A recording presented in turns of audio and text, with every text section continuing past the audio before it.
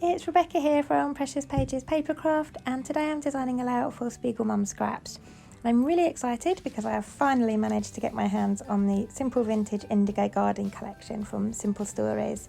It's taken a while to reach us over here in the UK. It seems like forever since I saw the release or the reveal from Simple Stories, but I finally have it and I was dying to create with it. So I went through my SpiegelMom stash and picked out 2 sequin mixes that I thought would work really well with this collection. Now, bit of a spoiler alert here, I'm not sure if I'm giving away top secrets, but I know there is a sequin mix in the April release designed by Sarah that is specifically created to coordinate with this collection.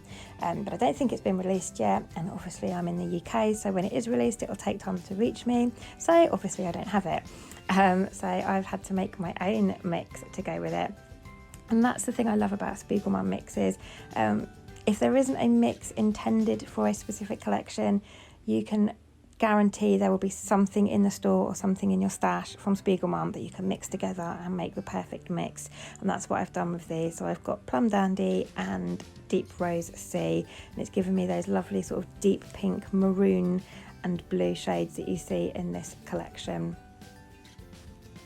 I will pop a link in the description box below to the SpiegelMom store. If you shop via that link, you will save yourself 15% at checkout, so it's a good link to have. So you save that on your sequins, and also you can see here I'm using the Big Mama foam tape roll from SpiegelMom. This stuff is amazing for making shaker pockets with, and that's what I'm using it for today. But the link in the description box below will also save you 15% off of that as well, and also your acetate as well. So SpiegelMom sell 12 by 12 sheets of acetate, so everything you need for a shaker pocket. I even sell shaker pocket starter kits that you get a bit of everything in that you'll need. So that link will save you 15% off of all of those things, so it's worth saving somewhere, and you can reuse that time and time again. So what I've done for this layout, I'm using one of the banner stickers from the Indigo Garden collection. I love these stickers. I don't always get them with the vintage collections, but they are super pretty and I couldn't resist this one. So I've actually put a bit of talcum powder on the back of it to remove the stickiness, just to make it a bit less fiddly for me to make my shaker pocket. And you can see that section in the middle there was perfect size for a shaker. You could use it to hold your photo and then just add your sequins around it, sprinkle them across the page, but I love a shaker pocket. I am a sucker for them, so it was the obvious place to have a shaker pocket for me. So I placed some double-sided tape on the back of that section, and then I've stuck some acetate to that, trimmed around it. Then I've applied the Big Mama foam tape roll around the outside edge. That's quite dimensional, that tape, so that helps to create that pocket that the sequins are going to sit in. And then I've poured my 2 mixes in, so Plum Dandy and Deep Rose Sea, and then I've backed that with a pattern paper from the collection just to coordinate with the colours with the sequins, and then just trimmed all the edges off nice and neatly, and it's as easy as that. I try and avoid using wet glues for sequin shaker pockets because it takes a while to dry and my sequins end up falling out because I'm impatient. So double-sided tape or red line tape and the Big Mama foam tape roll are just perfect for making these easy. And I've decided I want to have a little bit of mixed media behind my shaker pocket and my banner sticker there. So I've pulled out a distress ink in Victorian Velvet. I felt like that matched this collection really well. I pulled out spun sugar as well just to test, you might have seen just now. But the Victorian Velvet was much more of a sort of closer match to those deep pinks that you see in the collection and that Plum Dandy mix. So I've used a blending brush and applied some of the ink on dry, and I appreciate it looks a bit of a mess. Not very tidy, and I've pressed deeper in some areas than other. But it doesn't matter too much because my sticker is going to sit back on top of that, so a lot of it you won't see. It's just going to give me a subtle glow all around the edge of my sticker, almost like a shadow, giving it a nice 3D effect. And then on top of that dry ink, I've wet some down on some packaging and added some splatters in the same colour with a paintbrush as well. So now I'm getting my banner sticker and my shaker pocket stuck in place. That shaker pocket obviously adds a bit of depth because it's built behind the sticker. So I'm having to add foam around the rest of the sticker just so that the whole entire thing sits flat on my background. And I'm just using cheap craft foam for this. I could have used the Big Mama foam tape roll, but I like to save that for my shaker pockets. But it would have been the perfect depth, obviously, because it's the same tape that I've used for my shaker pocket. But just using some cheap craft foam from a local store here in the UK, and then adding some double-sided tape to the back of that. And I'm going to get that all stuck down in place. You can also get your double-sided tape from SpiegelMom as well. It's another thing that they sell, and again, that link in the description box will save you 15% off that as well. So lots of reasons to save that link somewhere safe for every time you shop at SpiegelMom.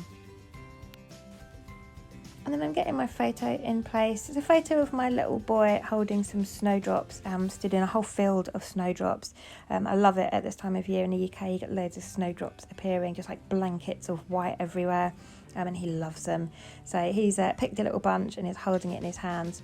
And I've cut that in a circle using a metal die from my Hit Kit Club. I think it was my January kit, I forget, might have even been February, but you get a set of circle nesting die, so I've used that to cut my photo out, and then I've just stuck that in place, and I had to add a little bit more ink behind it, just because it came up higher than my mixed media. And now I'm just going through the die cut packs that come with the Indigo Garden collection, pulling out some butterflies. I've also fussy cut some of these from one of the pattern papers and had them left over from a previous layout, so some nice little tiny ones. So I just stuffed them back in the pack, in the die cut pack with all the other bits. So I've pulled those out now. I'm just going to have them sort of flying up my page, almost like they've flown out of a box on the bottom of the page, and spreading out at the top. And I'm going to have them going like vertically through the sort of area that my shaker pocket and my photo sit. And as usual, I'm only sticking down the bodies of butterflies. I say this on almost every video I use butterflies, but I just like the way having the wings free makes them look realistic, like they've just landed on the page. So I only ever apply wet glue to the body section of the butterfly, and then I can bend the wings up. And then just going through the collection, seeing what other little bits I can pop on. I don't want to add any die cuts or anything big because there's so much on that banner sticker already. I love the way it looks. I didn't want to really cover any of it up or extend it at all. I've got my mixed media in place now, so just looking for little things. So I've added a couple of the brads from the collection. Now I'm just going to finish off the page with a bit more sparkle, because you can never have enough sparkle, and I'm pulling in some more of that Plum Dandy mix. So I'm just adding a little dot of glossy accents here and there, and then just using my fingers to select a sequin, trying to vary the size and shade that I use and the style, because there's so many different styles in this pack. You've got like your standard sequin shape, and you've got flat sequins. You've got different colours, some are iridescent, some are sparkly, some are matte. There's loads in here, so it's a fantastic mix. So I'm just varying the ones that I select and spreading those out across my page.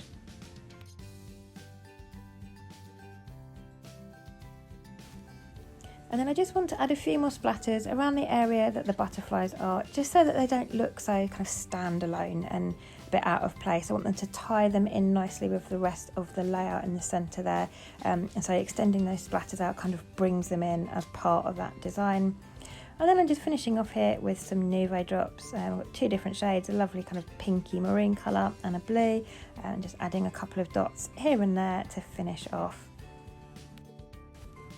And that is my layout finished for today. So a nice, quick, simple one for me.